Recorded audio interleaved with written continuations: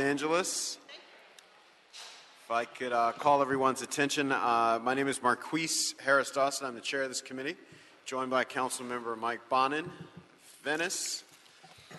We will begin our proceedings with general public comment. So if you wish to speak on an item that is not on the agenda but in the purview of this committee, you can submit a card and mark it general public comment.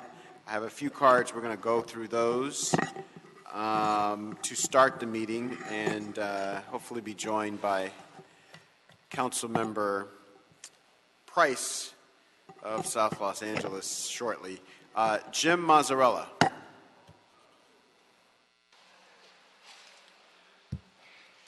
At last month's meeting, I presented my dispute with LA Homeless Service Authority on a Section 8 voucher that was given away one day after I signed legal paperwork. I met with a federal HUD deputy who researched my case and provided information on the Section 8 process and how it was not followed in my case. Also, Mr. Bonin was courteous to meet with me, and we discussed ideas and options to proceed forward. Finally, I contacted top-rated women's rights and discrimination attorney Gloria Allred to explore the CES policy on housing waiting list procedure. Is it a form of reverse discrimination? I graduated from USC Business School, and Ms. Allred was my business law professor. I have stayed in contact. For the last 6 months, I've been trying to persuade Gloria to team up with world-renowned Janet Jackson and create a marketing campaign for homeless women. Thank you. Eric Ares.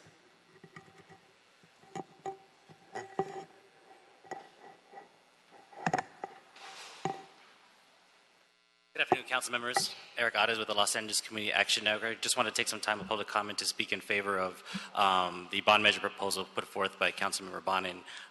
This past Tuesday, we were unfortunate not there. It is my understanding that public comment wasn't given in general on that item, but I do think it's important to uplift that, we had some really good discussion in this committee. You all have had some good discussions, and I think it's as important as was stated by Councilmember Bonin in the LA Times that the money that was promised, right, the resources that were supposed to go to the homelessness crisis should go to, ending the homelessness crisis. And sorry that Councilmember Cedillo isn't here because we all agree that there is an affordable housing crisis and we all have to address all of those issues. But I do think it is somewhat disingenuous to have all the political support, all the polling that supports resources going to homelessness, and we have to keep it that way and to kind of pivot away from that and go towards other income levels, which is very important.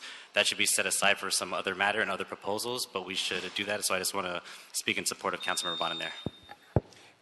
Thank you, but to be fair, the proposal is actually Mr. Harris Dawson's and Mr. Weezar's.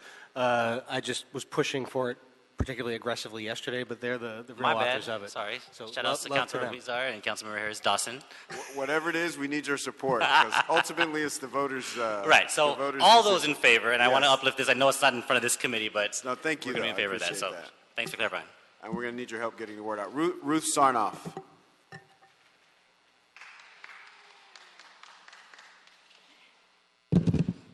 Ruth Sarnoff. I just wanted to take this opportunity to draw your attention to the fact that a lot of the things that we're talking about today are things coming down the line, but we have some immediate needs right now in real time, downtown particularly and in Skid Row, for water, food, shade, protection more from noise and pollution, a whole lot of things that people living on the sidewalk face every day. I thought it was pretty ironic that at this moment it's picked to take and say, oh, it's not safe in trucks and cars and all that. So I just bringing to your attention that we have some immediate things, and it'd be nice to build some structure to bring some tap water and some shade and stuff into downtown. Thank you. Thank you. Antonia Ramirez.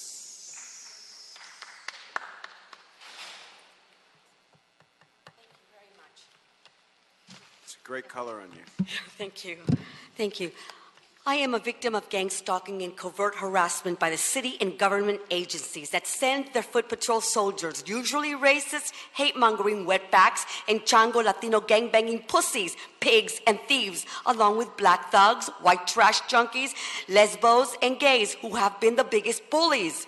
I had a home to live in for the rest of my life and paid for. And now I don't. Furthermore, I am not a racist, wetback, or a gangbanger, nor a thief, nor a drug addict, nor a drug dealer, nor am I a mental or an illegal. I have all my marbles intact, and I am fighting to stop city, county government harassment and gang stalkings that ultimately puts legal law-abiding innocent citizens on the streets and homeless. Thus, I am truly grateful to the retired ex-FBI agent, Ted Gunderson, who speaks on YouTube regarding gang stalkings. I want my life, my liberty, my privacy, my safety, my justice, and my quality of life back. And I pray for Donald Trump. He will do that and more. God bless you, Donald Trump. Armando, on behalf of Catherine Wagner.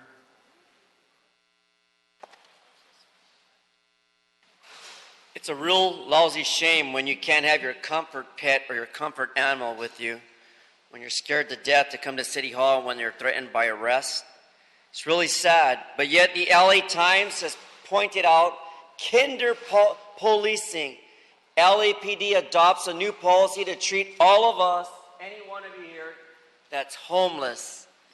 Homeless. 8 fucking years homeless on the street, still doing my JOB, and no support, no help. What the hell's going on with this? $50 million, nothing to show. Not one goddamn thing to show. Senator Kevin DeLeon, you're such an asshole. The way Herb Weston called me the other day, an asshole. Get to the JOB and do your job. Thank you, Current Price. Now you can take the message back to Herbie, Herman lost his animal. Dwarf. Ms. Autry, we're joined by Senator and Councilman Curran Price, the 9th District. Ms. Autry, going once, twice. We will move on to our last card for Mr. B. Oh, there's Mr. B.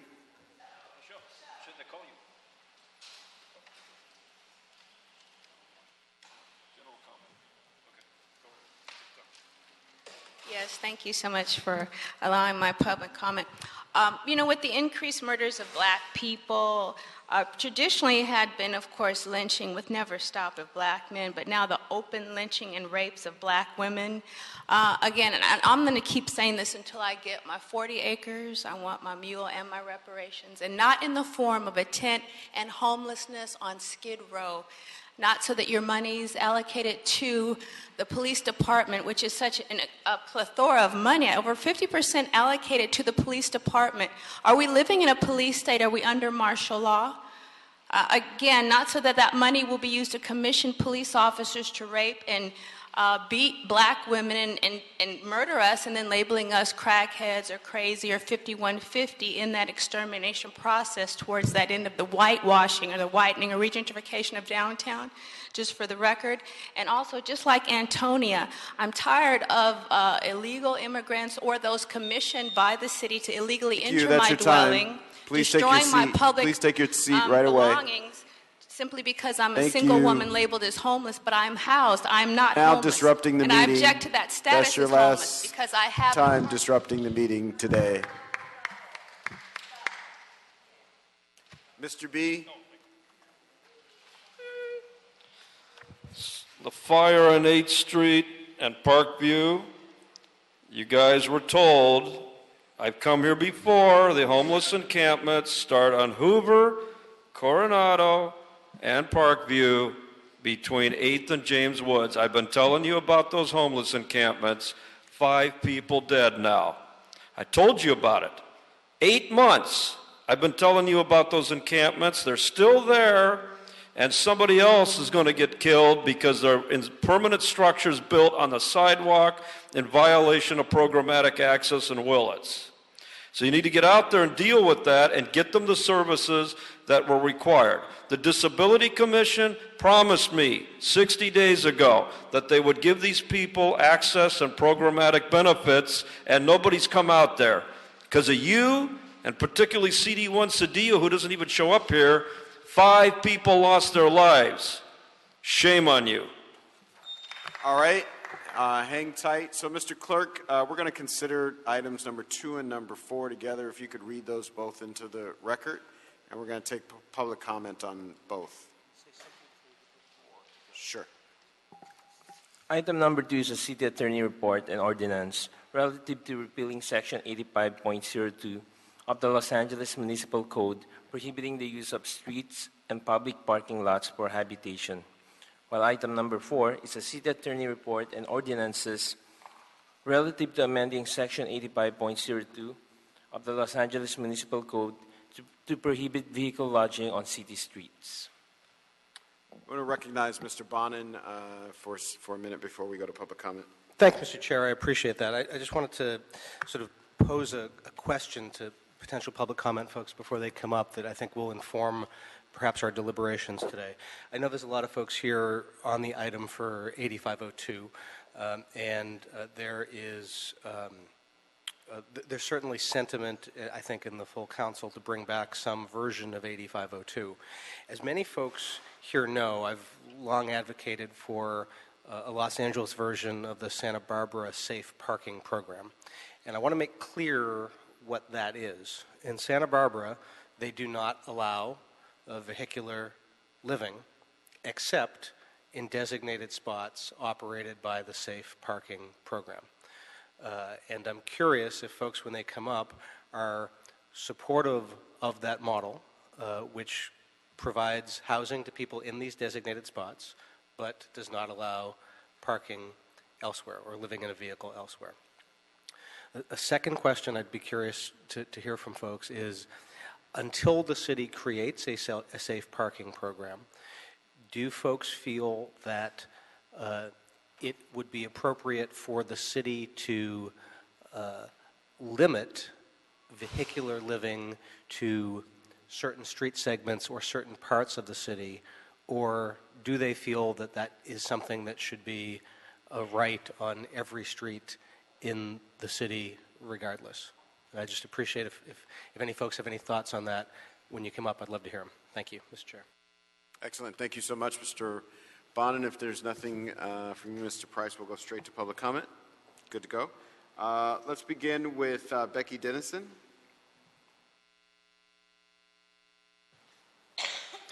Then we'll go to Leah Gasser Ordaz, Michael Rapkin.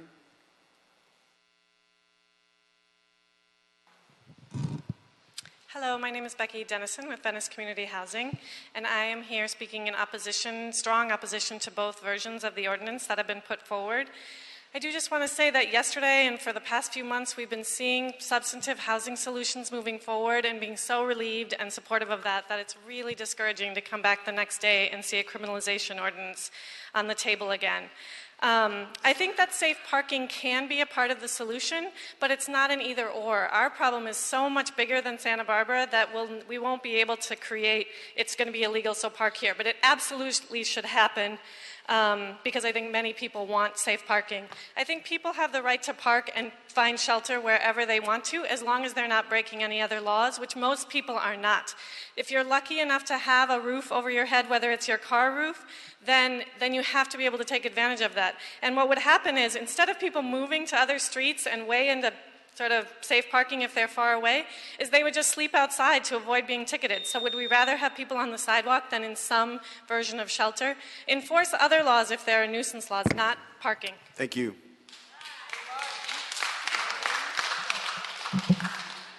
Hi, I'm Leah Gassaradaz, and I'm speaking on behalf of Public Council's Homelessness Prevention Law Project, and we stand in opposition to both proposed ordinances amending Section 85.02 for many of the reasons stated by the previous speaker. The explicit goal of this ordinance is to target people who are homeless, and it's stated in the Council's motion to amend, and the words of the preamble promote arbitrary enforcement, which was the reason why the original ordinance was struck down in Desert Train. Secondly, penalizing homeless Angelenos for sleeping and seeking safe shelter when inadequate housing and shelter resources continue to be unavailable in the city of Los Angeles is a violation of the Eighth Amendment protection against cruel and unusual punishment. And finally, the original motion made by Councilmember Bonin stated that a city policy that forces a person out of the car and tells them to sleep instead on cold pavement is heartless and makes no sense. This is exactly what the proposed ordinance will do. Ticketing homeless people for activities which are life-sustaining and integral to the condition of homelessness is heartless and makes no sense.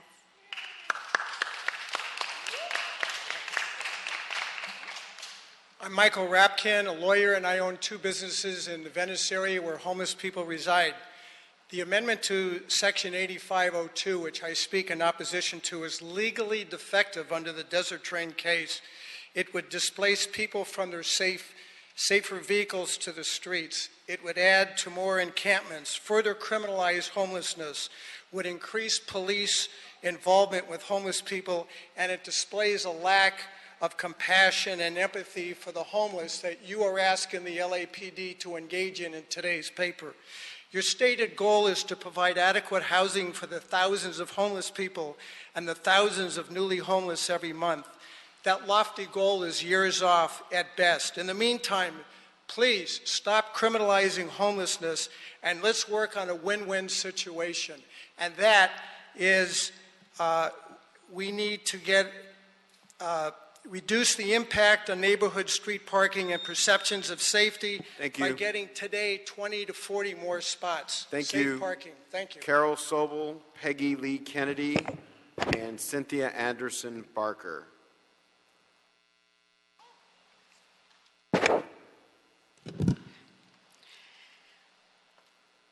Homelessness is not a crime. We need to show compassion and empathy. We need to recognize that we now face a crisis of historic proportions and that the police are just the tip of the spear in dealing with this problem. We have an endless cycle of putting people in jail and putting them back on the streets, and that is very expensive. Those aren't my words, those are Matt Johnson's words this morning on the radio about the need to look at these issues differently. Councilman Bonin, you will remember that we had a program that Bill Rosendahl attempted to put into place 6 years ago, prior to the Desert Train case. Streets to shelter. It didn't work because no one wanted to create safe parking. We could not find any safe parking for people. So the city resorted to arresting people and citing people, which resulted in Desert Train.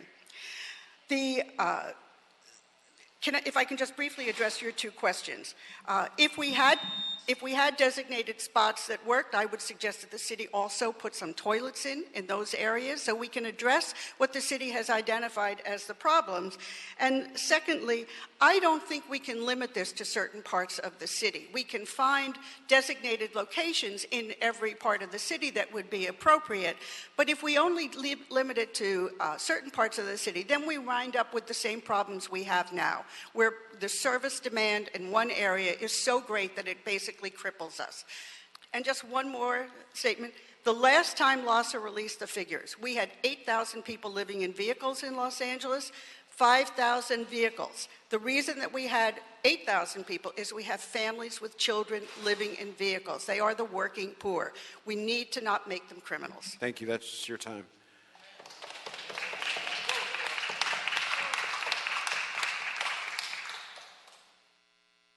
Peggy Lee Kennedy, Venice Justice Committee.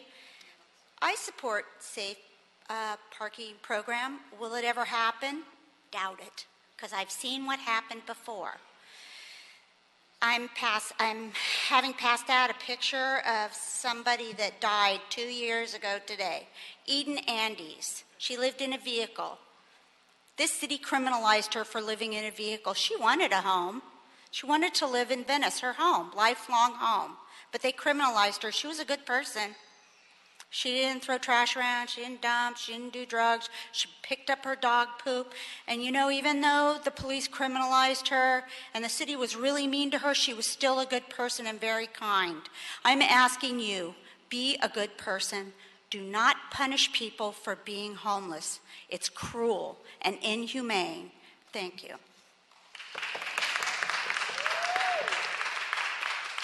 Hello, my name is Cynthia Anderson Barker, and I'm with the National Lawyers Guild. And I work with a group of attorneys who run pro bono clinics for street vendors.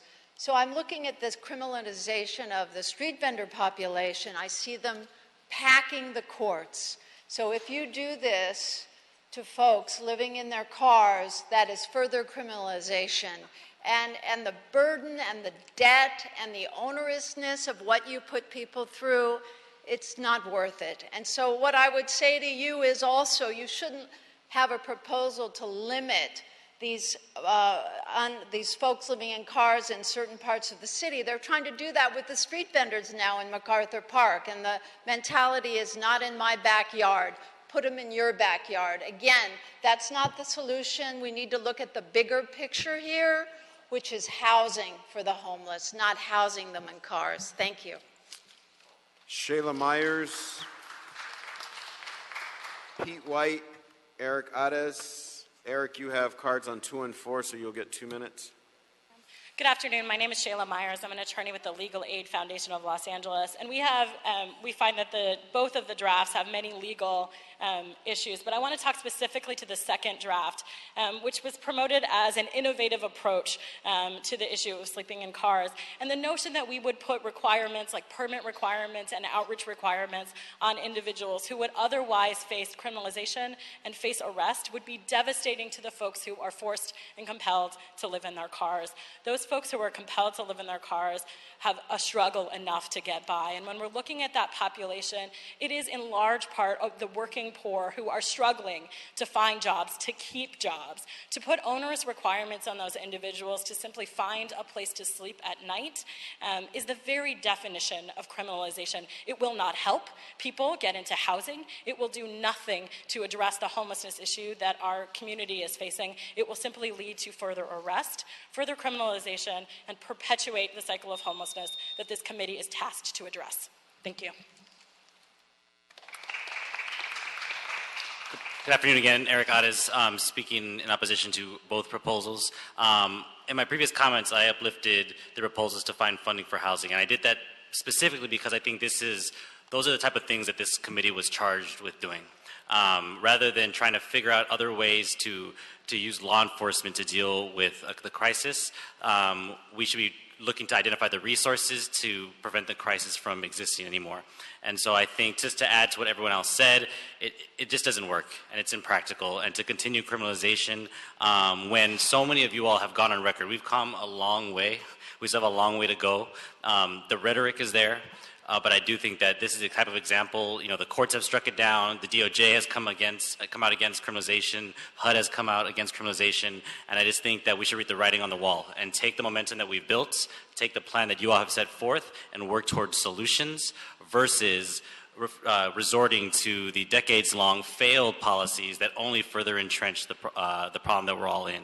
21% increase for folks unsheltered living on the streets. And like previous speakers had said, what these type of things do is simply compel folks to sleep out of their vehicles to avoid getting citation versus incentivizing them to do anything else at the risk of getting a citation. And so criminalization never works. It only further entrenches the problem. And so we speak in firm opposition that Los Angeles Community Action Network to both versions of 8502.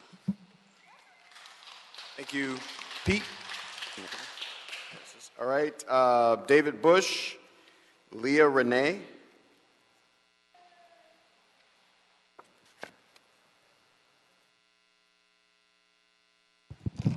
Good afternoon, council members. David Bush. I'm homeless in Venice. I've lived in Venice off and on since 1980. And I brought with me some criminal paraphernalia, a blanket. So we're going to criminalize. I don't understand this. A person who's housed and has a blanket is not a criminal, but a person who's homeless and has a blanket or a car or both is a criminal. So take away their blanket, take away their car. This might aptly be named the Homeless and Poverty Committee, because it seems like these are the kind of steps that increase it, not diminish it. I think there's so many things wrong with this ordinance. One thing is, how are you going to make sure that every council district has these proposed safe parking areas? Thank you.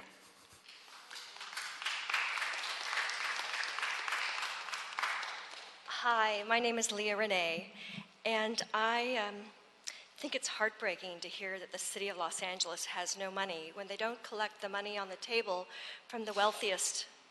It's really unfair that you have a group of people sitting before you asking you to provide housing for people who don't even have money for $100 or $200. And yesterday in the city council, you were talking about people who are making $60,000 a year or $30,000 a year. These are people who aren't making money a year or can't. So to say, to deprive them money, when you could just go and collect your money, like I'm going to use CD11, and Bonan's sort of familiar with this, they call houses a house when there's no house. They leave up 2 or 3 pieces of wood, and it deprives the general fund money that could go to the homeless, that could go to the police, that could go to people who need it, that could go to sewers, and education so children who are born into homeless homes could have jobs. So I put all the laws, because all the laws are there, you just need to uphold the law. And it will protect a lot of people and provide funding for it. So I'm going to put that, if you would please put it online. I highlighted it. It says, will my existing house be a house if I leave up 3 pieces of wood? And the answer is, you actually have to recess and put your money into the general fund. Thank you. Jaime Casillas and Frank Tamburello. Good afternoon. Jaime Casillas, LA native. I'm very much opposed to this ordinance in either of the 2 drafted forms provided by the city attorney. For thousands of years, mankind has sought after shelter, first in caves, then in teepees and other portable means of finding protection against wind, rain, cold weather, and other harsh elements. Each and every one of you, I bet, have the fortunate luck of not having to worry about where you sleep tonight. Some people that use their vehicles as shelter find safe havens outside of the city of LA, and some come closer to the metropolitan area when they have a job interview, or family matters they need to attend to. I personally know people that do this. The difference between paying for a hotel room or having enough gas to get around is a predicament they will be subjected to. Is being stranded and at risk of having your vehicle impounded any kind of solution?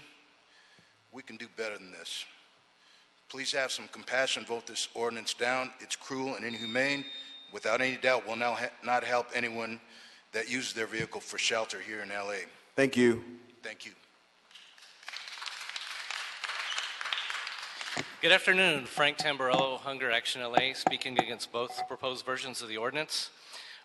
Even with designated parking, that's not the point. A legal place to park is a legal place to park for everyone. Imagine people fleeing from wildfires, such as is happening now in Azusa. Is this law going to apply to them if they come to LA to park?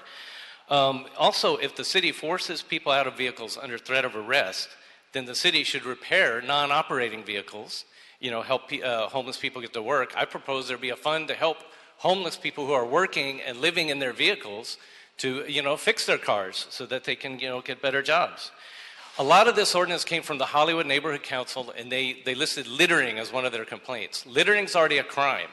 If somebody's littering or breaking the law some other way, write them a ticket. But don't create a whole new law criminalizing people just for sleeping in their cars, which is something that none of us would want to do, but unfortunately a lot of us have to do. Thank you.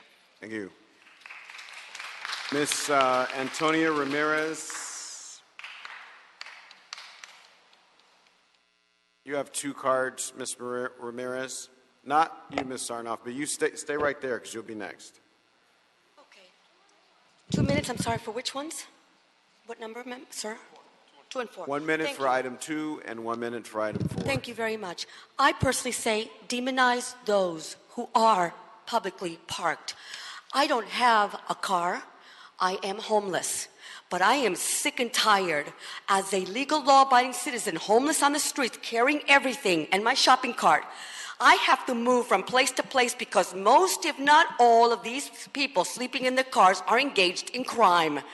They are drinking, boozing, cracking, and loud and obnoxious. We then hear the police, and the police have to do something about it. So they disperse everybody, all the crackheads, all the junkies, and all the criminals, and all the illegal wetbacks and gangbangers, and they tell us we have to move. There I go, I pick up my things, and I move from place to place. So everywhere the street is, you've got vehicles. They party. I don't party. I don't drink. I don't do none of that. But this is how I live my life. I pick up after me. I don't leave trash behind. But look at those pigs. Every vehicle, count and look at the trash that is left behind. It is tacky. The city of Los Angeles deserves better. Pick up the trash and quit feeling sorry for these thugs. Put them in the rightful place. I love Margaret Thatcher. She says, slackers. She didn't like slackers. You got to stay on the subject. So again, let us keep a vehicle. If I had a car, I would keep it clean. I would not involve myself in criminal activity. But most are not like that. Go look in the streets everywhere, and you will see the dilapidated conditions. So I'm thinking of buying a car because I want to be safe. I like the idea of Bonin saying a safe sanctuary like Santa Barbara. I would like that. I'm thinking of buying a car, a jalopy or something, so I can be safe inside a vehicle, and I don't have to sleep on the streets with the ants and all the cockroaches, the gangbangers, and all the others, and move from place to place. And God bless the LAPD. They've been good to me, man. Some will just give me the Thank bird, you. but some have That's been your good time. to Ms. me. Sarnoff? Thank you.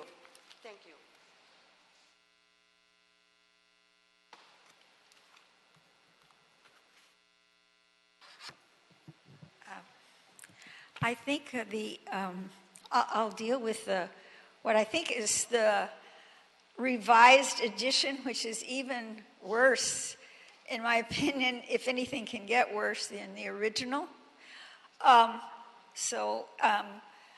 It appears that I don't know which one of these you're going to end up with, and it would be very appreciated, I think, by everybody here to have a complete reading of whatever it is, if anything, that you would desire to pass today. If you're going to pass something, at least read it so people know. Secondly,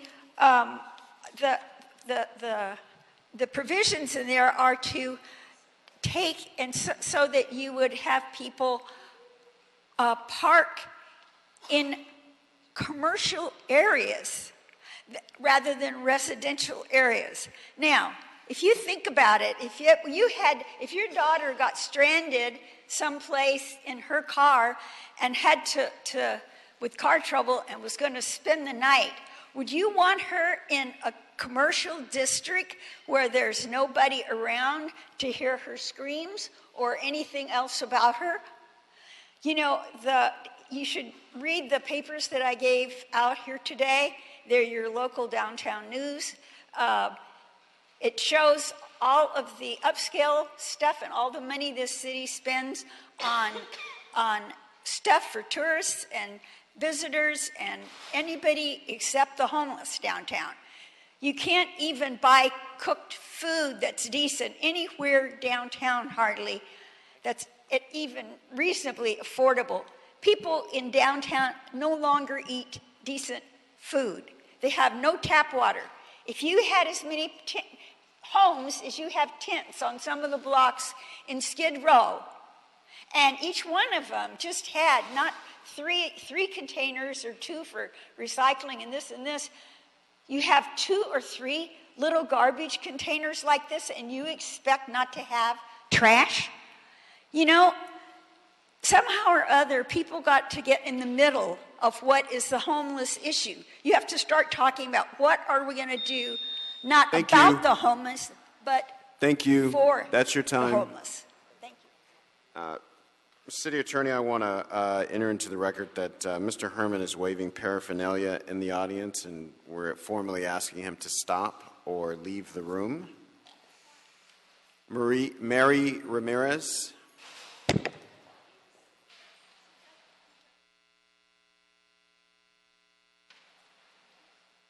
1 minute.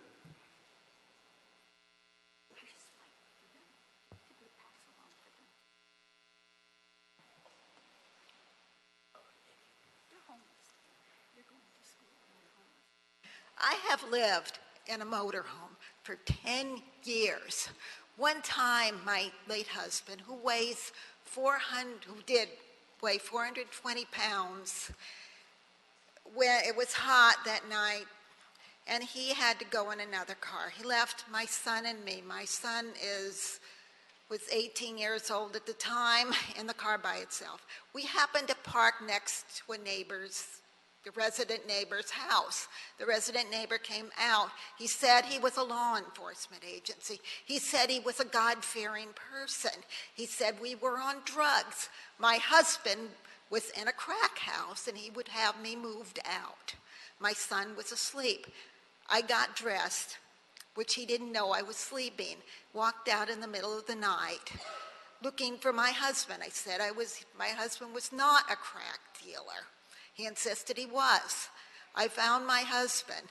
My husband weighed 420 pounds. Thank he you. Wasn't a crack dealer. That's your and time. I'm opposed to this measure. Thank you.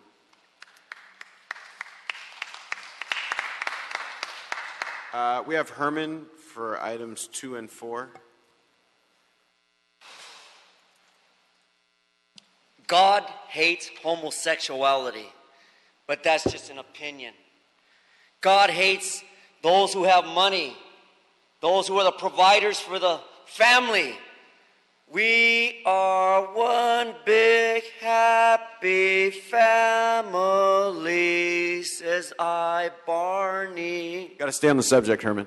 So the subject, as I get into the subject of matter, deals with why indisputable excessive punishment to the homeless. As I was up at the Transportation Committee this afternoon. Why such punishment? To challenge individuals' right of public concern. Not criminalization because I look like a fool, an asshole that Herb Wesson called the other day. But it's irrelevant. I'm dealing with issues that deal with my personal life and the others who are getting here to speak today. Dealing with the DA attorney 545959. Take legal action, Attorney General, for attorney costs and fees. Loretta Lynch, transportation. Is it not absolute transportation to live in our cars? Ask Bonin, who jammed me with 4 fucking minutes of public comment on transportation. Dealing with our lives, putting us in the street for 8 years. That's fucking reality. Offensive, inflammatory, but it's right out to the front. Now, today, not later. Item 2, City Attorney Report on the violations of Brown Act, 54950. Give us considerable time to speak and be heard. Speak our minds, our opinions, on our views, as you heard. Sympathy for the devil. All right, Mr. B. Excellent. Well said. Here we go again. More Ninth Circuit reversals on the way. They told you in the Ninth Circuit it wasn't unconstitutional to be homeless. And they told you about the Eighth Amendment banning cruel and unusual punishment. You don't listen. You don't listen to anybody. You're out of control. You're just out of control. And somebody's got to come in here from Sacramento or Washington, D.C. and take this place over and all the money you've stolen from all of us and get this homeless thing cleared up. You have a right to a mobile home. It is made to live in. It is made to lodge in. Every Supreme Court decision on mobile homes, you can Google it, lists a mobile home is a dwelling. And you may domicile yourself in a mobile home. So why can't you park it on the street? Why can't you stop it on the street? Because you guys and your gentrification and your murder and your redevelopment zones need to get these people out of your lives. People have become garbage to remove in the name of development. And that's got to stop. It's not your city. None of you guys were here when I came here in 1974. None of you. You're newbies. You came to my city, you steal my money, you jail me, you put me on stupid fucking things like bonds, and yet you can't listen to the Ninth Circuit.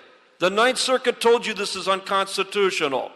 So draft your little ordinance, put your pointy heads into federal court, get an injunction, and we'll start all over again. Let people have programmatic access. Thank you to everybody who came and testified on these two matters. I want to turn the floor over to Councilmember Bonin.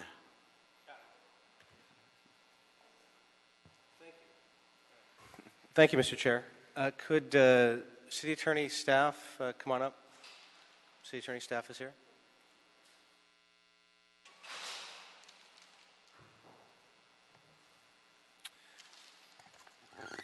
To start, could you walk us through how we got to the place we're in now and what is before us? Flores, I'm a senior assistant city attorney. After the Ninth Circuit decision in Desert Rain, which did declare our current version of 8502 to be unconstitutional, council requested the city attorney to come back with policy options. We provided two draft ordinances. They weren't formally transmitted to provide some guidance as to various options the council could take with regard to regulating lodging in vehicles. The council did not take up those ordinances, but we then in March of this year transmitted an ordinance formally that would simply repeal the unconstitutional version of 8502 because again the court has instructed us that it's unconstitutional. There are many different policy options other than the two draft ordinances we transmitted that the council consider that would be lawful in terms of regulating dwelling or lodging in vehicles, and we're happy to get policy direction from the City Council about what direction you would like to go in terms of replacing 8502 if that's what you choose, but we would urge you to repeal the current version because it is unconstitutional as written. So could you remind us first how 8502 came about originally? I mean, it's now always discussed as an issue about homelessness, right, but it's an ordinance that goes back a while. Many coastal cities have it, and it was designed to prohibit free camping on city streets as opposed to in camping sites, right? That was one of the issues. So the version of 8502 that was on the books made it illegal to lodge in your car overnight, day-to-day, or otherwise. And the Ninth Circuit particularly took issue with the otherwise language because it felt that it didn't give someone fair notice about what action they could take that would subject them to potential criminal liability. There has been an issue with, especially in coastal cities, of persons, maybe they're homeless, maybe they're not, but they will lodge in their car in lieu of a hotel or other options. And this, as you mentioned, is particularly acute in coastal cities. And as such, I think some of the coastal cities like Santa Barbara have been ahead of the curve in trying to deal with the issues that are created when people are lodging in their cars, because cars aren't really ideal for lodging in terms of not having running water, proper ventilation, and other sanitary features. So using the city's police power to protect the health and safety of neighborhoods, particularly coastal neighborhoods, there is legal ability on the part of the city to regulate the activity of lodging in vehicles, but there are lots of policy choices that go along with that. So when this issue was before the council, it was before Mr. Harris Dawson was on the council, when the Desert Train decision came down, and the council asked for options to replace 8502, it was pretty clear then, and I'll be honest with the audience, I think it's pretty clear now still, that the majority of the city council is interested, if my read is correct, is interested in reinstituting some version of 8502.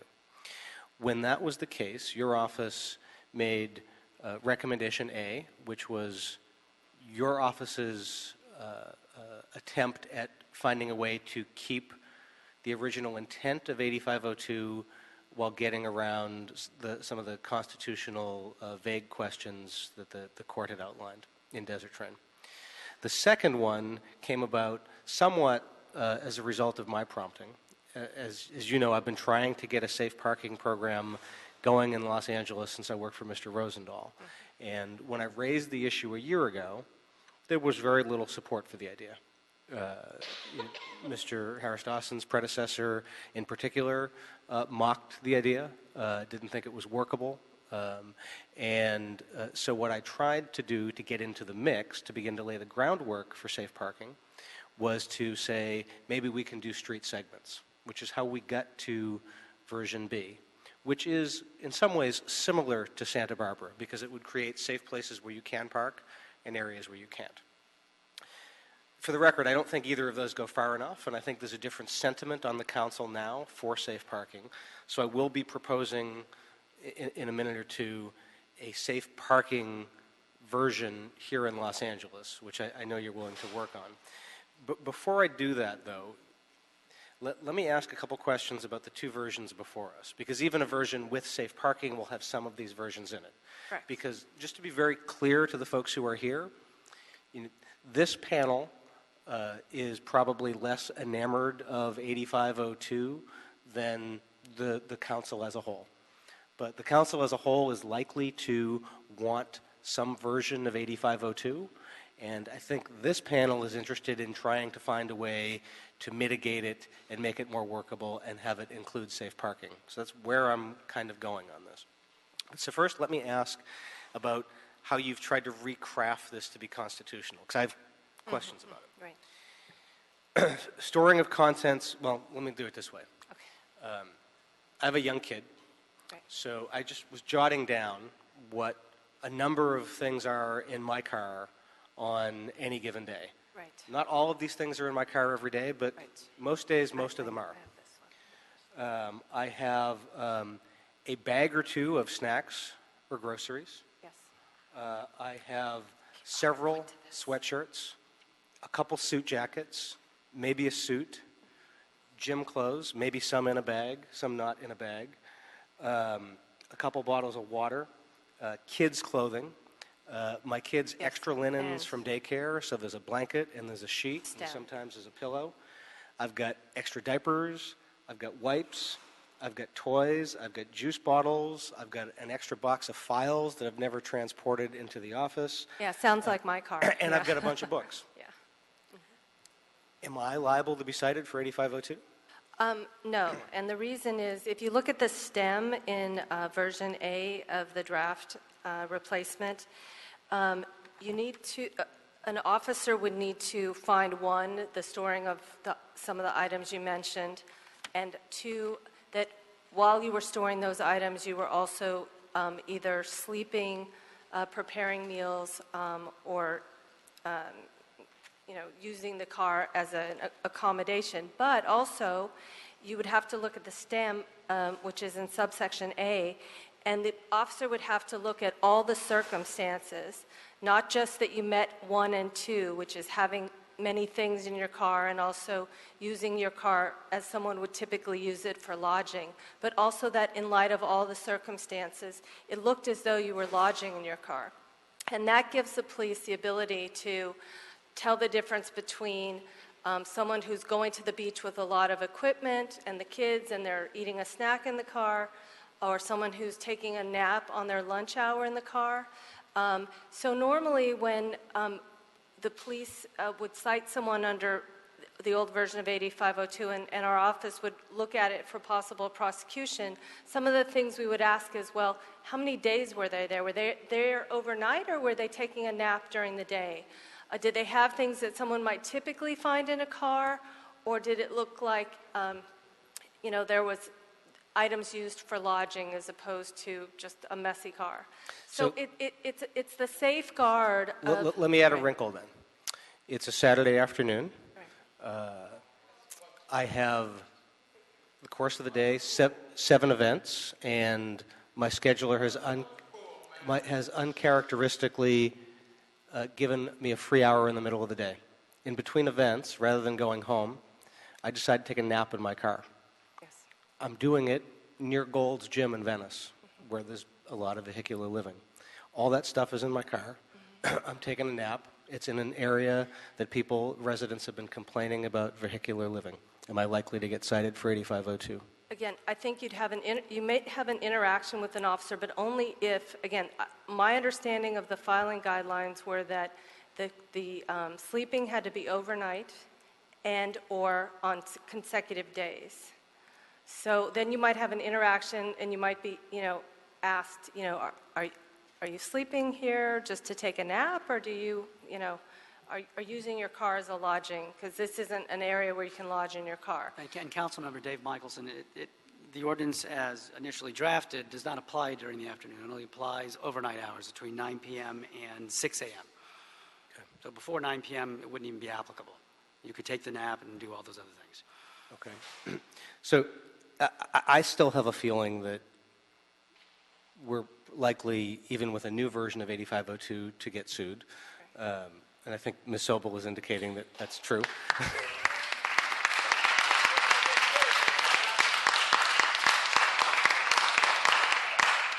But thank you for removing any ambiguity. But I also suspect that the council is likely to approve some version of 8502. So I want to find a way to mitigate that. And I really want to use this as an opportunity to finally build into reality safe parking in Los Angeles. So is there a way to craft a version of 8502 that does something similar to Santa Barbara, that says you cannot do vehicular lodging unless you are enrolled in a safe parking program with a space provided, designated services administered by a social service provider? Yes, that is a policy choice that the council could lawfully make. But back to your earlier point, the language about looking at the entire circumstances and finding multiple elements that appear to be lodging was taken out of a Supreme Court case regulating camping in national parks. So again, you might take a sleeping bag into a park, you might take a nap, but the court has held if you look at all the circumstances and a reasonable person would determine there's lodging, then it is lawful to regulate that. So I just want to address that for the record. But yes, the city could lawfully adopt an ordinance that allowed parking legally pursuant to a safe parking program and not otherwise.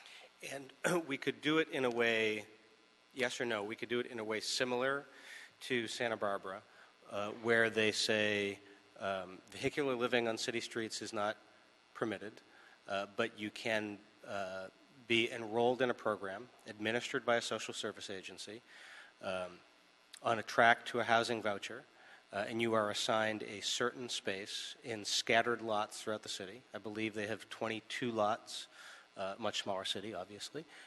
3 to 5 cars per lot, 1 or 2 lots has more, and as part of that, you get that assigned spot. You're allowed to park safely.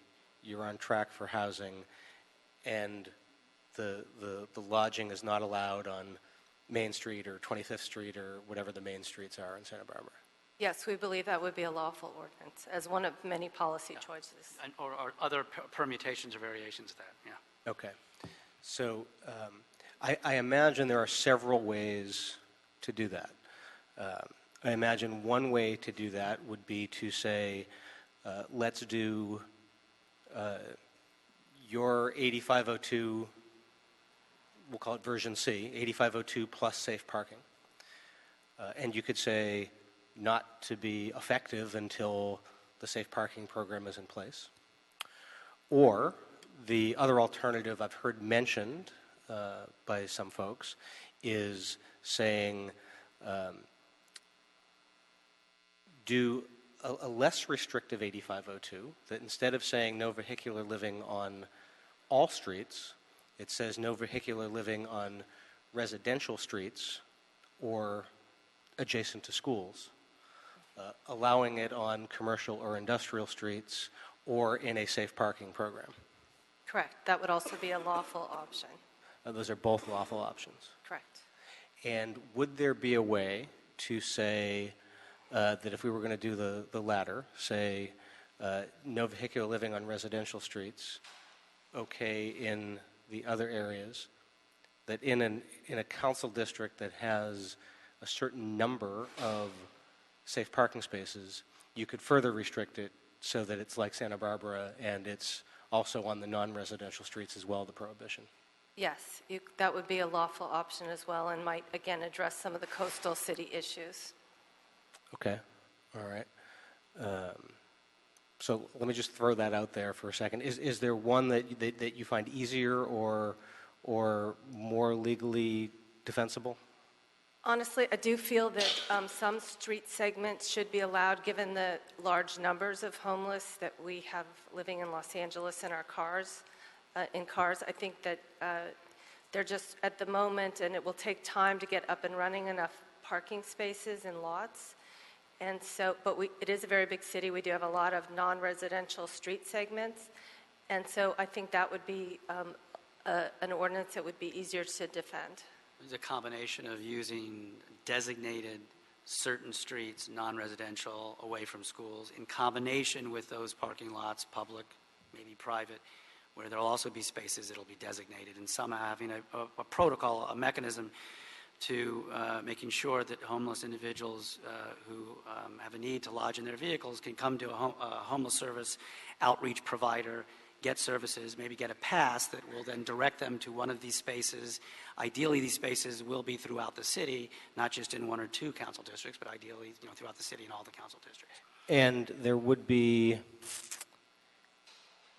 a built-in incentive for council members to add safe parking spaces so they could remove vehicles from commercial or industrial streets and put them into parking lots instead, right, with bathrooms and all Correct. the other amenities. Right. The parking spot option would be preferable because the city could more easily provide access to bathrooms and hand washing stations and water supply. So it would incentivize council members to open up safe parking spaces within their district, because then they could make sure that people who need to reside in their vehicles are doing so safely, and that even on commercial or industrial streets, that they don't have the interaction between people lodging in their cars and people who might not want them there, which wouldn't be good for any of the residents, homeless or housed. So before I suggest anything more concrete, either of you want to, Mr. Price? Mr. Price? Nothing. I have just a couple statements I'd like to make and kind of questions I want to ask. First, I want to thank Mr. Bonin for taking a very constructive approach to, I think, what I would characterize as an inherently problematic set of policies. While I understand the city's legitimate interest in making sure people can live in their homes and not have just anybody decide that they live in front of their house in their car is a legitimate discussion. The idea that you make such a broad law it seems a little bit troubling. To add to the example that Mr. Bonin gave about having various items in their car,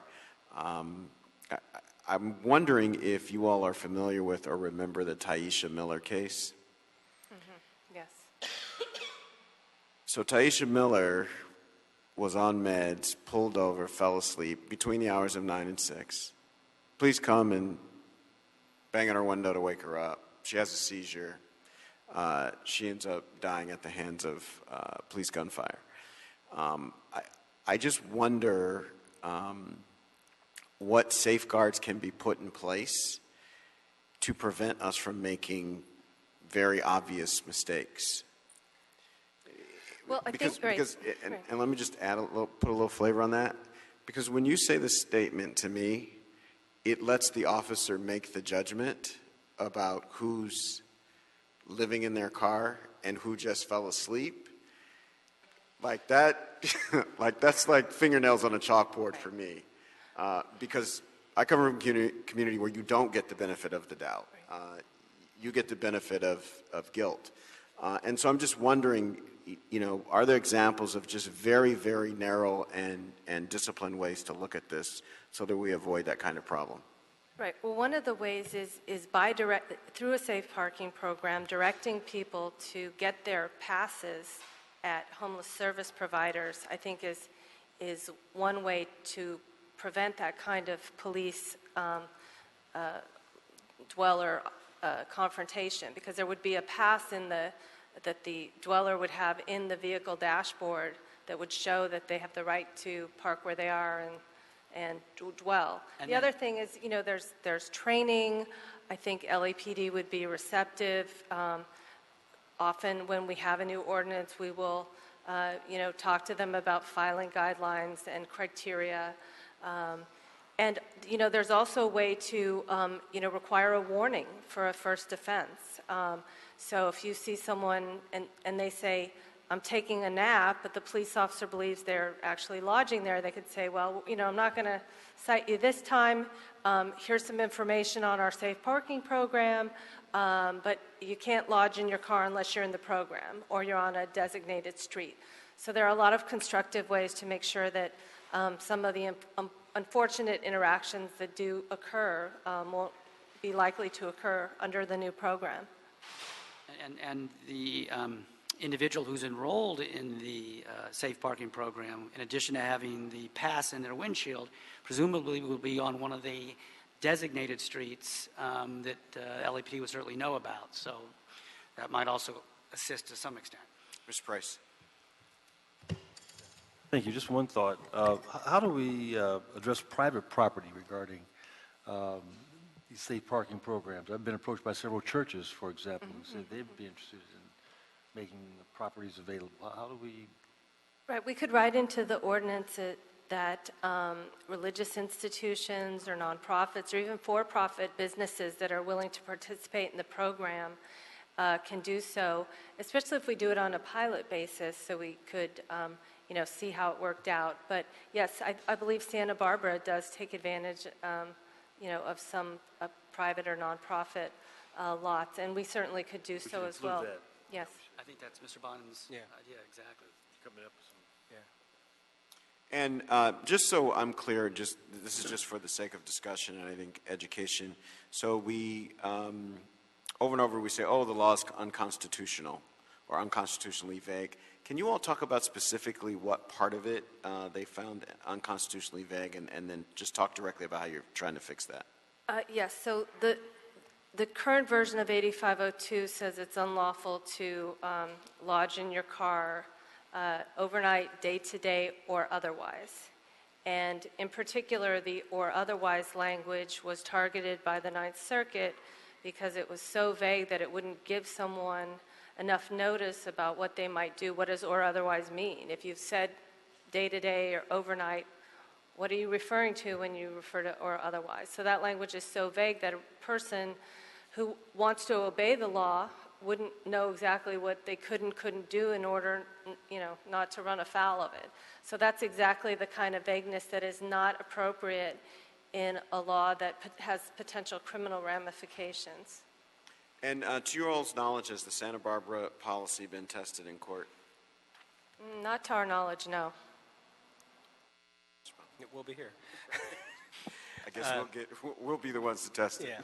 So let me propose the following, and let me explain what I'm proposing first, because I'm sure that almost everybody will be unhappy with some element of it. So let me at least have the opportunity to explain where I'm coming from.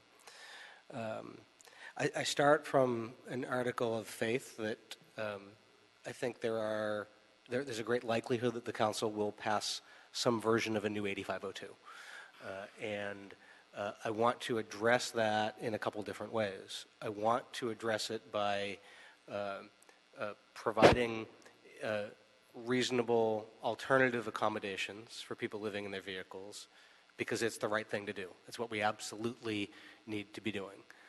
It's pathetic and nuts to be in a situation like we were in a few years ago, where officers of the city literally told people, get out of your car, you can't sleep in that vehicle, you can sleep on the sidewalk. Absolutely nuts.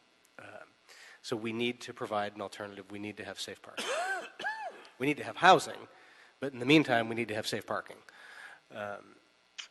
The second reason I'm proposing this is I want to have whatever the city does, whether I fully agree with it or don't agree with it, to be legally defensible.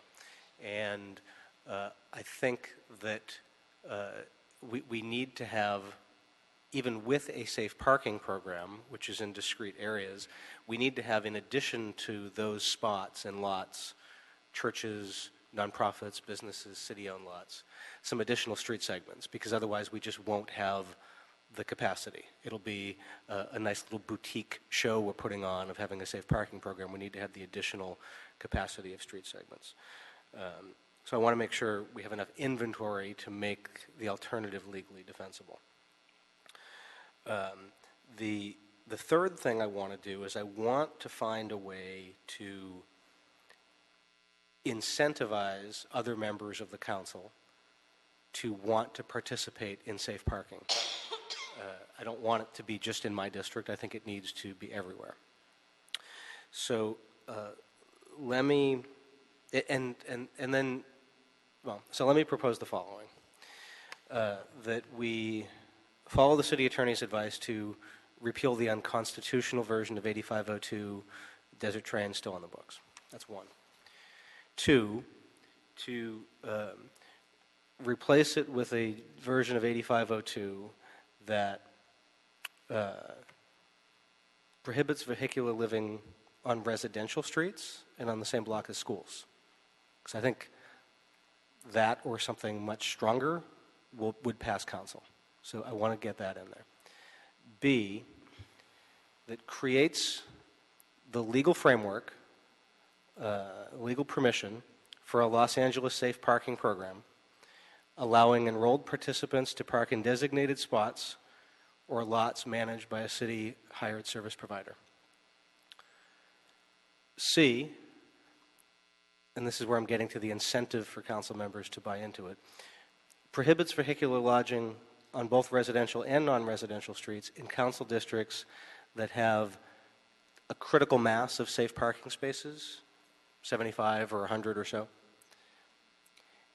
D, sunsets the prohibition on vehicular living in residential areas entirely on December 31 of this year if the city has failed to create a safe parking program, so that all of the rules go away if there's no safe parking program.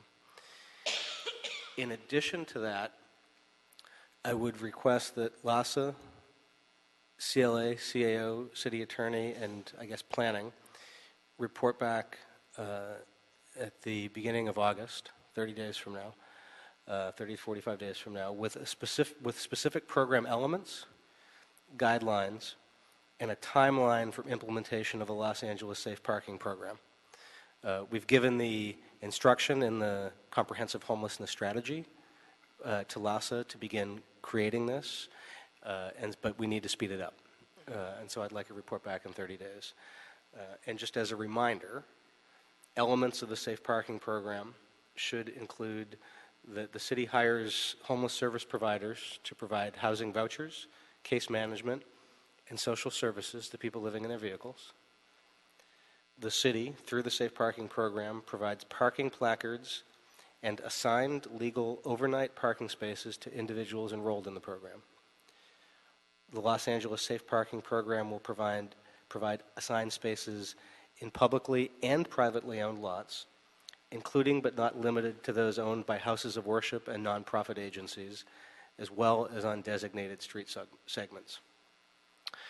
The Los Angeles Safe Parking Program will allow enrolled participants displaying their program placards to park legally despite other provisions prohibiting vehicular living.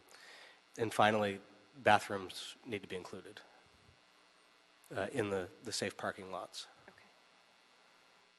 Okay. So that would be my attempt at trying to find a compromise and a way forward on this. And finally, at long last, get the safe parking program up and running. So is that a motion? That would be my motion. Be a motion. Second for Mr. Price. Any discussion? Without objection? That'll be the order. Okay. Thank you. Thank you. Item number 3.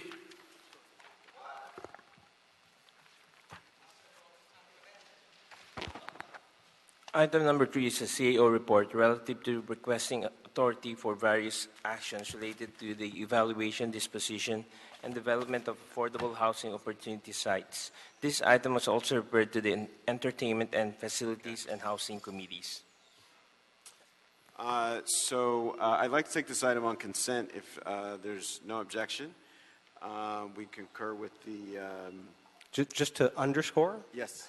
That this is the city actually moving forward on using its own properties to provide housing, permanent supportive housing, and affordable housing in the city of Los Angeles, and doing so as quickly as it can. And as quickly as they can and very aggressively in CD 11, yes. As noted by the list that you see in front of us. So we have a few speaker cards. Antonio Ramirez, Herman, Ms. Sarnoff. Thank you again for that positive. God, you've given us hope. Thank you very much. I'm asking now for the safe parking thought. I thought maybe we can now put one, those who don't have a vehicle, we can put them like the safe parking sanctuary. Let's put those who don't have a vehicle, don't want to buy a vehicle, have a safe haven sanctuary with no criminal elements in it as well, somewhere to lodge at night and then leave in the morning. I know that there's a pastor in Venice that allowed me, an African American, who did allow me in the wintertime to go in and sleep in the, sleep in the parking lot across the street. And I'm always grateful to him and the church for that. I had that option and I took advantage of it. So I thank you for that, and I would hope that we can move along. But again, do not lump the criminals with the non-criminals. We're not better, but don't lump us in, please. Thank you. Thank you.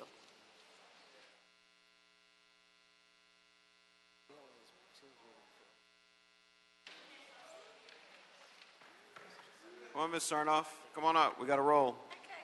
Let's do it.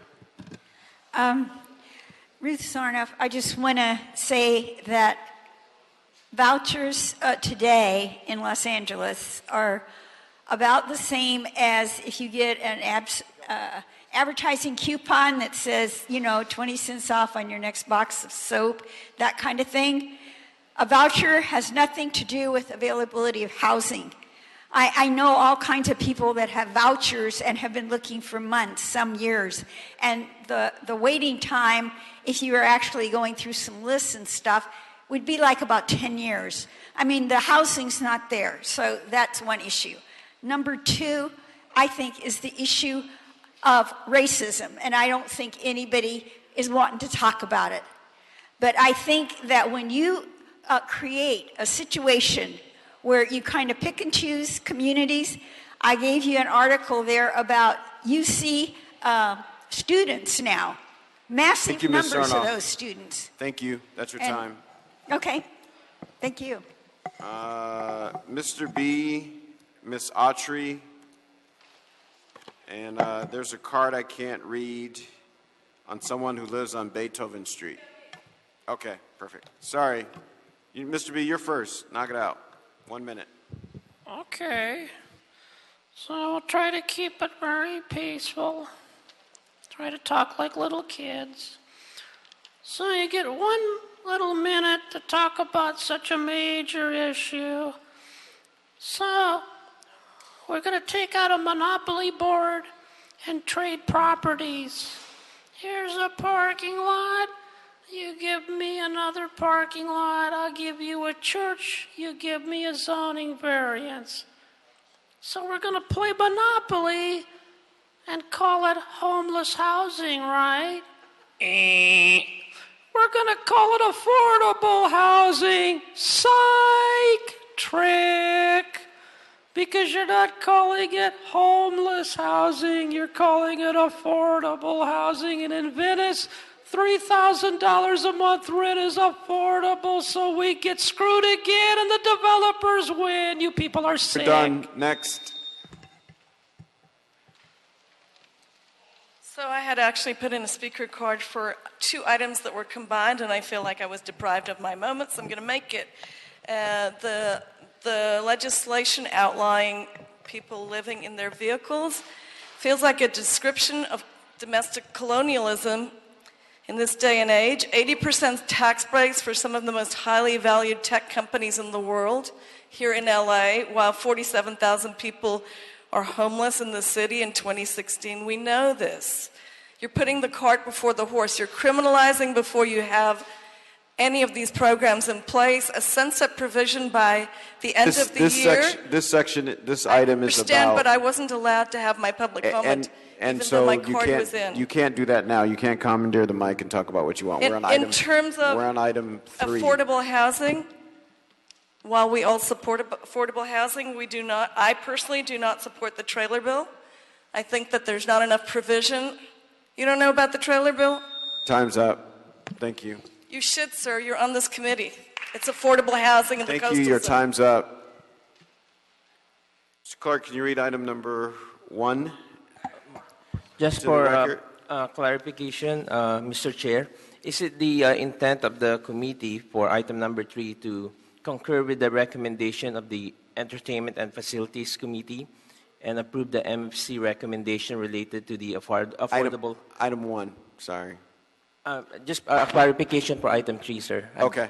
I was just asking if it's the intent of the committee to concur with the recommendation of the Entertainment and Facilities Committee. Thank you. Okay, sir. Now item 1. Item number 1 is an item continued from June 8, 2016. It's a budget motion relative to the consideration of appropriate funding allocation for the Los Angeles Homeless Services Agency and other budgetary allocation as appropriate contained in the homeless budget. All right, we'll begin with speaker cards. Leah Renee. Leah Renee here. Ms. Sarnoff. Ms. Autry.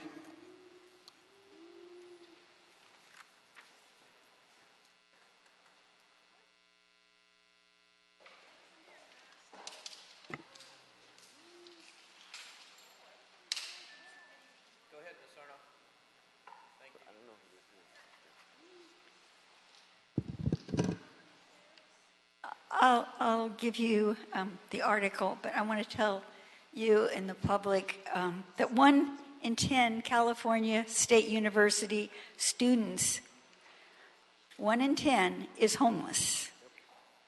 And 5 in 10, which is even bigger part, do not get enough food. We have a lot of people that live on the edge, and to have provisions where they can't be near schools or where their children go to school or where they go for health care or where they go to get, they're near a senior center or they're near the church that they've been, and they're broken with their family relationships. When you put all those things together and you start pocketing people, people on the street are a community. I have seen more kindness and more love on the street than I have ever seen in any of the public councils here. Thank you. Harvey Steele.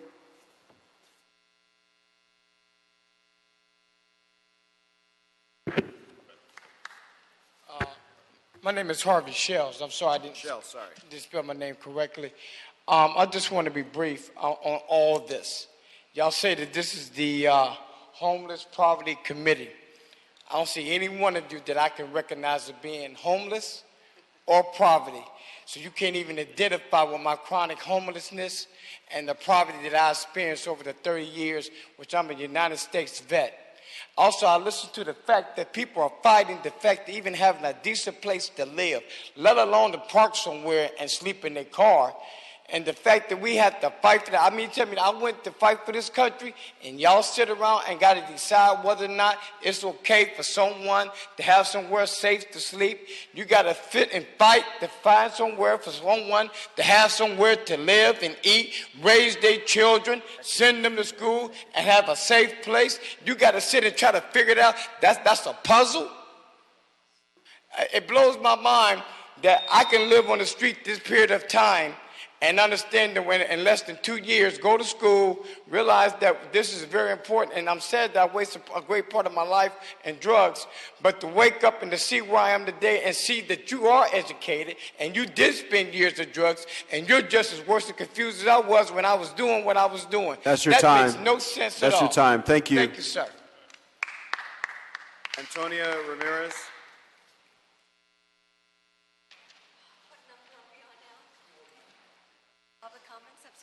What number? One. Thank you. Ladies and gentlemen, we have an epidemic. But again, if we can sort it out, and that is deport all the illegal wetbacks and gangbangers.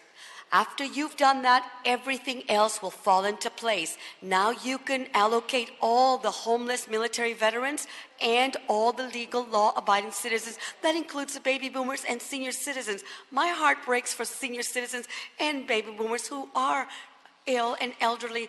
They have no right to be out there. Come on. It is shameful.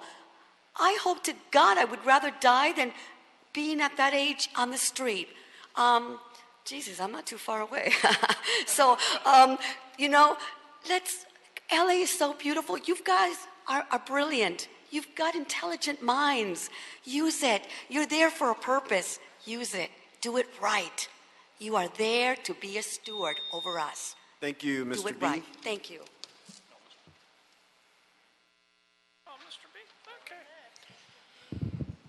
So continuing to keep it PG-13, talking to little kids. Again, homelessness budget, money for the developers,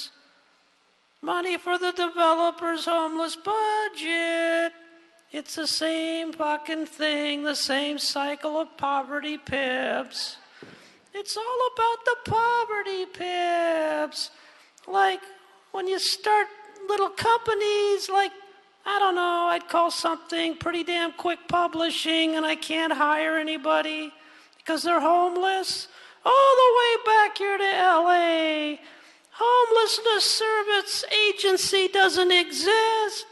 You're just pushing people out. So I will take the Ninth Circuit any day over you criminals. Everybody get a car and a homeless and live on the fucking street.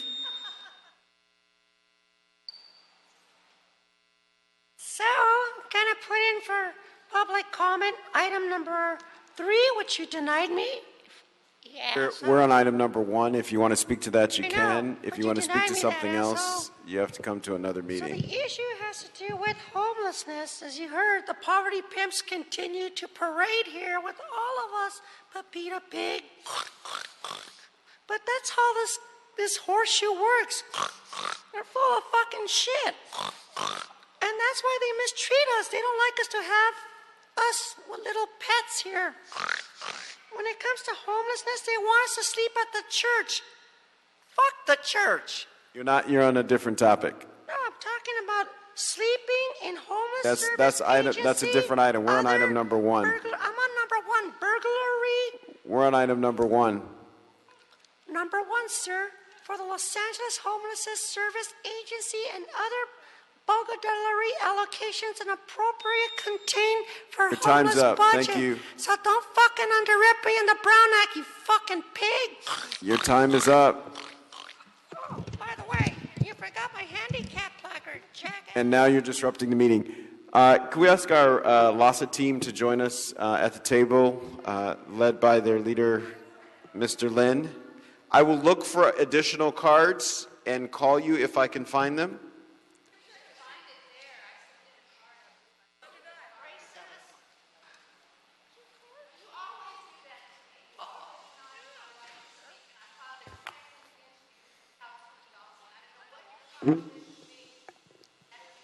So, Mr. Lynn, could you give us a quick? Can you all give us a quick report back on this? Pardon me, I'll be looking for cards while you guys are talking. Yes, sir. Peter Lynn, Executive Director for the Los Angeles Homeless Services Authority. So there were a few different elements to the discussion before. One of them included a list of our current providers that are under contract, and sort of those that we don't know exactly who's going to be under the currently open solicitation, so we left a few line items. So we have provided that to staff. It's under review as to whether that meets your needs on that.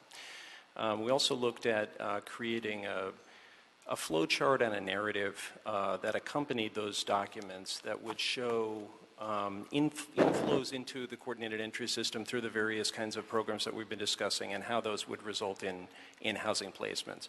It's a little less direct than, I was listening to the conversation before, obviously, and I recall the program where we had given a certain number of housing choice vouchers to PATH with the understanding that they would facilitate, Councilmember Rosenthal's program, and it's less direct than that. But the flows through the system obviously would have access to a wide pool of resources. So we provided a sort of a draft to show how those flows would work through the program. Thank you, Mr. Chair. Thank you to Peter and your staff for spending so much time with my staff over the past couple of weeks trying to answer a lot of my questions. Doesn't answer all of them to my satisfaction, but answers enough for me to be comfortable today. You had this almost stricken look. I would never expect that all your questions would be. That's not a day I'm ever looking to see, Councilmember. But I'm comfortable moving forward today. Thank you. I want to reiterate publicly what I've said to you privately. Is I think we've given a very huge and big lift to LASA, and I'm going to be doing some strict scrutiny, yes, sir. which I hope you perceive as being helpful. Yes, sir. I think it is helpful. There's a lot of work to be done, and I think we need to be very careful about every penny and check how it's flowing and whether or not it's flowing where we intended. Yes, sir. I had a couple questions still outstanding I just wanted to ask. On the CES crisis and bridge housing for singles and youth, it's about $15.2 million. It's almost a twofold, more than a twofold increase, I guess, or about a twofold increase. I'm curious, how's that funding going to be divided up? Is it by SPA? Will SPAs apply? Will nonprofits apply? Is it based on homeless population? So we have a current portfolio of crisis housing, and the first effort was to get those 14-hour first-come, first-served shelter beds converted to a 24-hour structure that would participate in the coordinated entry system and start acting as bridge housing. So the first layer is to work with our current provider base, and that's largely complete. We have worked with those providers. They're converted to 24 hours at this point. And that is working on a forward-going basis. So we're figuring out, what layers of those are reserved beds, and how that's going to work on a forward-going basis. But they're operating 24 hours, with the exception of one program that's actually functioning out of a church, and so daytime operations are a little bit of a challenge. But it's, the portfolio is largely done. So that's the first cut at it. In addition, it allows us to expand our footprint, and some of that we're hoping to target to the transitional housing portfolio that was defunded in the last HUD NOFA. So our effort there would be to look sort of first in that area, but it's also open, there is an open solicitation, like I said, and so part of the bridge housing would come in through that mechanism. So I'll be blunt about it. A huge chunk of the funding for this year's budget is coming from properties in my district. I don't have, except for the emergency winter shelter program, beds in my district. when am I going to start seeing stuff in my district? So, well, it's a good question. I mean, we have this, like I said, we have an open solicitation. We do look at need and the regional basis for where we look at underserved spots, and Spot 5 obviously has fewer crisis beds than most, and I think that that would go into the matrix of how we look at it. I couldn't hear the last sentence. That would go into the matrix of how we would score, evaluate proposals that came to us. Okay, that's a follow-up meeting because I'm not quite sure what that means in terms of when I'm going to start seeing stuff, because I absolutely need to. It's imperative. These will no longer be sort of the old shelter model, even though just going from 14 to 24 hours, that's a good start, but are we also going to be shifting to a model that allows people to bring their pets, spouses? Yes. So we're working with the providers on all of those areas. So there's, there are obviously a variety of needs among the population. One of them is partners. Pets is part of what we're working with, and how we accommodate pets. Our current shelter portfolio accommodates, companion animals and has policies on that. And so we're working with, ensuring that there's enough coverage. Part of it is belongings, and that's a sort of an open question as to how much of belongings people can bring in. But all of those things are things we're working through, which represent barriers to people using that shelter portfolio. When do we start seeing a difference in terms of the change of the nature of the shelters and the round-the-clock nature of the beds? So that's all. Like I said, it's already taken place. So if we're looking at each of those elements as an individual line item, like where they accommodate pets, where they accommodate opposite-sex partners and things like that, we can look back at reporting back to you how the portfolio has shifted over. So it's, like I said, it's almost entirely shifted to 24/7. It's many of them are accommodating pets, and we'll come back with a way of articulating how the portfolio is transitioning. That would be great. On the ERT teams, yes, sir. 1.7 million represents an additional almost 100,000 from the previous fiscal year. How are those going to be deployed and assigned? So when we asked for funding for 10 additional teams last year, the model for staffing them was a full-time staff person from LASA and an AmeriCorps staff person. So the difference in funding here is basically to go to 2 full-time staff persons. So the way that their current deployment is based on geographic coverage and then some special projects, but it would be largely the way that they're currently deployed, but with 2 full-time LASA staffs as opposed to the half and half that we have right now. So this allows us to fill in for full-time staff, because we found some challenges with staffing teams under that model. It turned out to be not as workable as we needed it to be. What would it take funding-wise for us to begin to see ERT teams after 9 p.m. so that when someone calls about someone who is in distress, who's on the streets, it's not always a call to LAPD? And is that just a question of money, or are there other concerns as well?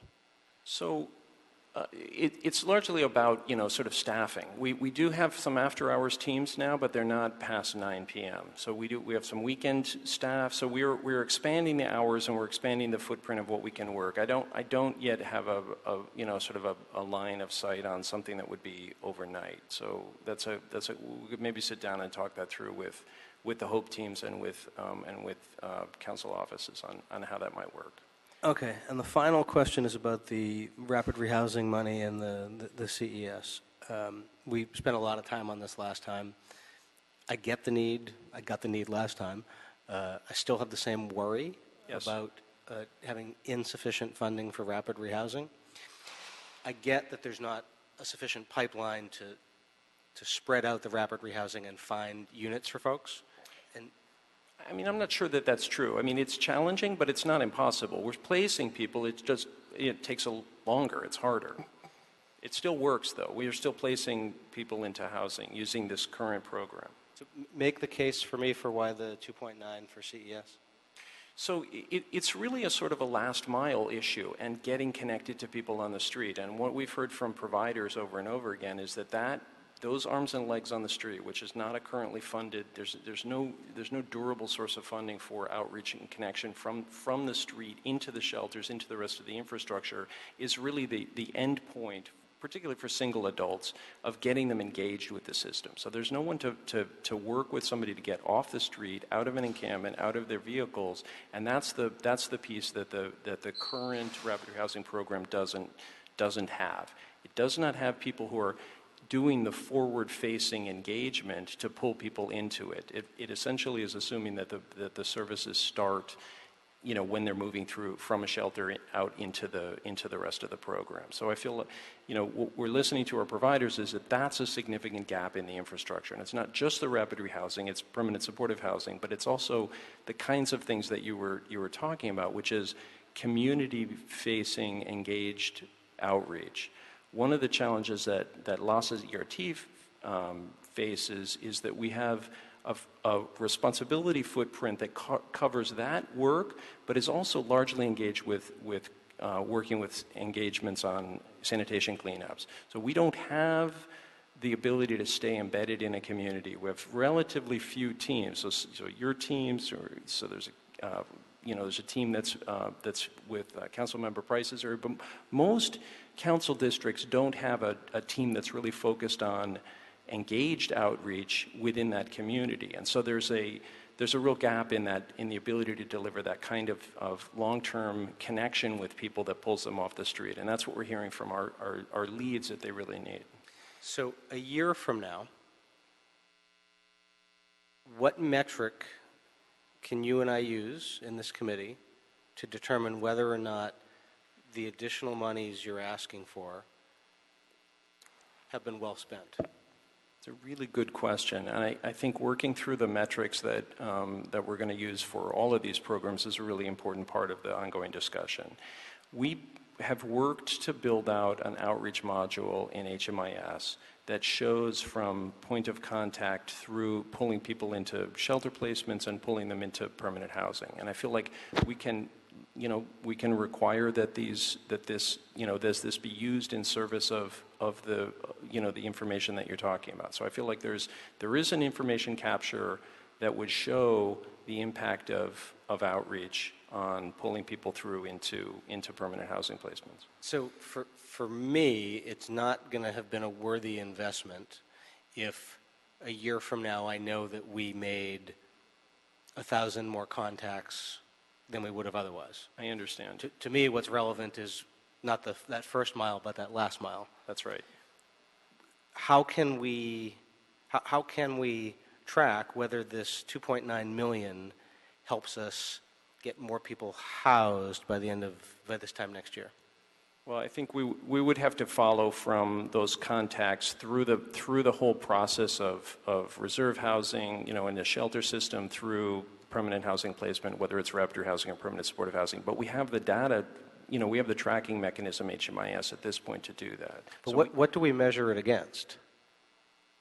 How do I know that number wouldn't have been any different without the $2.9 million? Well, you don't have a control in this case. So we would have to, run the program for a year without this need that we're articulating, and then come back and try it again. I understand your concern. I don't have a control in this case. We can show the efficacy of it, but it's we're not going to have a control I don't have a controlled experiment in this case. Because I'm willing to take the leap barely right now. I don't know that I will be next year if I don't know that it was a worthwhile investment. Well, it seems fair to require us to prove it to you. I'm willing to take that challenge on. Yeah, I just don't know how. I don't think we have a consensus on how to prove it. Well, I'd like to work with you to propose metrics on what would convince you. Okay. I feel confident that we can come to something that would work. So my other concern was about the rapid rehousing. The other end of the equation is moving it. I understand why that's a worthwhile investment. At least I'm willing to sort of suspend some of my disbelief to accept that. But the thing that scares me is that $5 million of the rapid rehousing money is in our budget tied to the TOT based on short-term rental regulations. We're a ways away from getting that done, and I'm not absolutely certain that $5 million is going to be there. The CAO thinks it will be, that we're getting TOT money from short-term rentals already, but I'm not absolutely certain. So I worry about the rapid rehousing. And what I'd like to know is what kind of report could you give me every 60 days on how much is left in rapid rehousing, how much money is left, how many rapid rehousing vouchers have been allocated, how many remain, and what the outstanding demand is. Because I really want to be able to measure throughout the year, are we underfunding rapid rehousing? So all of those are straightforward. We can report on those, except the outstanding demand. I'm not sure there, I would need to understand what you meant by that. Because on a certain level, you could sort of project it against the entirety of the population plus some multiplier for flow into it. On another basis, you could sort of say the number of people who are engaged. So the way that our metrics are currently, that we're currently reporting on are, we have a number of people enrolled in the program, and then we have folks who are in process and in search, and then we have folks who are leased up. And so we're tracking, again, all of those. Here's how I look at it, is I don't know exactly what the methodology is to get to this, but I know because you've told me, folks from HACLA have told me, folks from all the service agencies have told me, we don't have enough Section 8 vouchers in Los Angeles. I also know, because so many people have told me, that we've had at various times more VA vouchers than we've been able to hand off. So what I'm looking for is how I know that a year ago we didn't think we had enough money for rapid rehousing, which is why we allocated a few million more for it. That's correct. So I'm trying to figure out how we know whether or not we have enough. Right. Well, so we can work with our providers to try to capture that piece of information. So I have the current number of enrollments, which are the people that they brought into the process and are targeting toward this, which is about 1,000 at this point. And then, we can work with them to figure out what the catchment would be if we had sort of unlimited run capacity, what that might look like. So I'd have to come back. I'd have to figure out how to capture those information through our providers, but we can come up with that. We certainly know how many people we're enrolling, and to the extent that we're looking to keep this at a high, even flow, then those would be the numbers we would be looking at to get to a rate of placements that equals, using up this amount of money over the course of the year, projecting, including the $5 million from the TOT, and then. If we're, and we can do that on a 60-day basis or whatever to look at the burn rate and make sure that we're, it looks like it's going to get there. If it looks like it would exceed that, we'll know that. If it looks like we're not able to use it fast enough, we'll know that as well. Thank you. Thanks. Excellent. Thank you so much, Mr. Bonin. It's, I think, exactly the progressive thing to do to make sure, since we've been able to win a new investment for LASA, that it's done in a way where it actually delivers results to the people we're trying to target. Just, for the record, we're the chair of the Homelessness and Poverty. We're working with the budget chair. We'd love for you to be included on coming up with metrics for each of the LASA line items that we did, and we hope to be able to introduce something after recess. So we'd love for you to be a part of that. Mr. Price? Thanks for the update. I share my colleagues' concern just about the metrics. How do we measure where we are? That's a conversation we've had. Our office has been one to provide some supplemental resources for outreach in our area in the 9th District. And so we want to just keep working with you to make sure, that we're utilizing the metrics in a way that do provide us with information and also a roadmap. Question on the shelters. So we're converting all the winter shelters now to full-time, or what's that conversion rate look like, and how many are going to be operating 24 hours? Yeah, so it's our year-round shelter program that we're focusing on to go to 24-hour. The winter shelter program would be more challenging to go to a 24-hour portfolio. I mean, because the portfolio is really, mostly it's armories, some of it are churches. Mm-hmm. They're not well situated to so have. How many facilities do we envision now then? So the current portfolio is about 2,000, 2,600 beds. city and county. That's the projected inventory, 24 hours now? So our current portfolio, Stuart Jackson, Chief Financial Officer for LASA, our current portfolio of beds in the city is 871, and the balance of the 2,000 is in the county. As our executive director said, some of those shelters are churches, some of them are National Guard armories that have commitments during the daytime hours and aren't available for 24-hour operation. So the winter shelter program wasn't really targeted to go to 24-hour. That was, but I mean, we could certainly discuss it, but it's a much more challenging lift because the facilities themselves are, you know, they have daytime uses. All right, thank you. Thank you. Thank you so much. So we'll put forward 4 instructions, and while they are soaking in, I have 2 public comment cards that I'll have to get to, but I'm going to give the instructions first. The first is instruct LASA to set aside 2.9. There's a recommendation that I call the public comment cards first. I will respond favorably to this said recommendation. Ms. Autry and Ms. Malloy.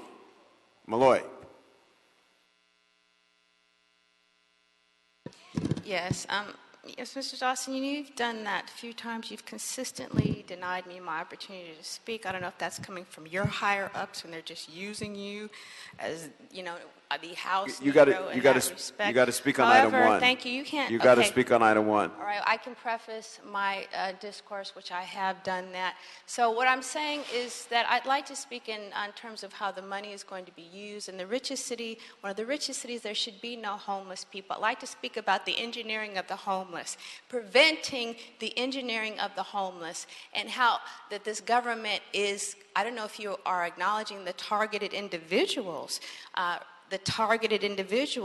under the Patriot Act who are allowed, how the government allows the illegal entries of our homes, the destruction of our private possessions. Many times that people become homeless, and then again it's covered up in the ways that the police then either exterminate us or we're labeled again as dysfunctional. That's your time. Ms. Malloy? These are targeted individuals, Please and there are referendums that are being right drawn up so that you are liable for this. We will not become homeless without this being exposed. The engineering of sex slaves as well. Ms. Autry is disrupting the meeting.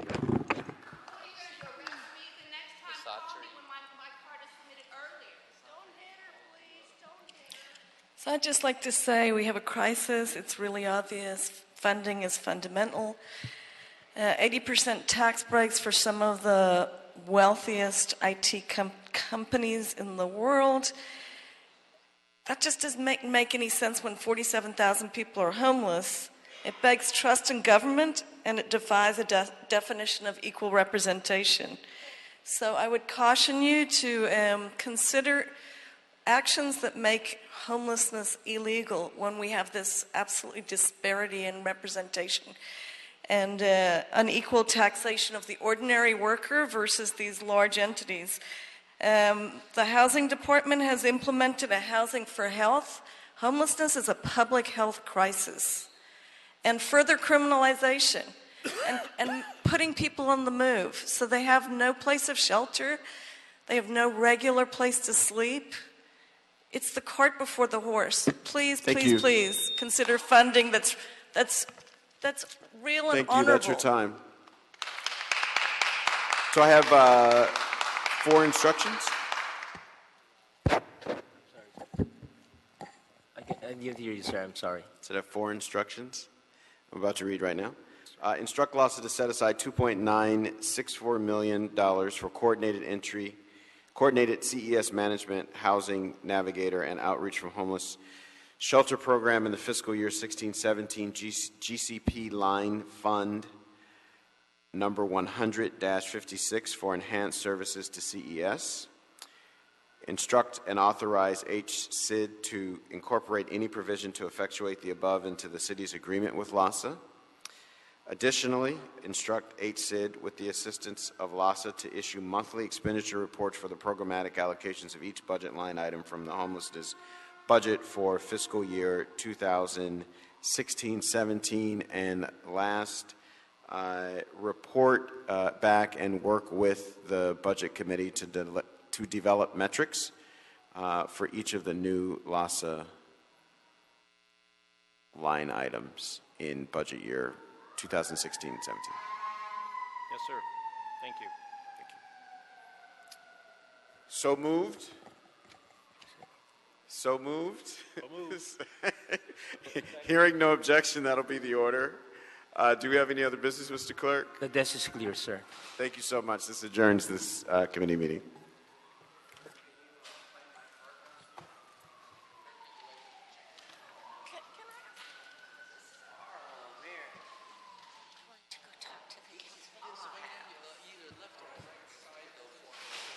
If I could have you wait for him to collect his belongings.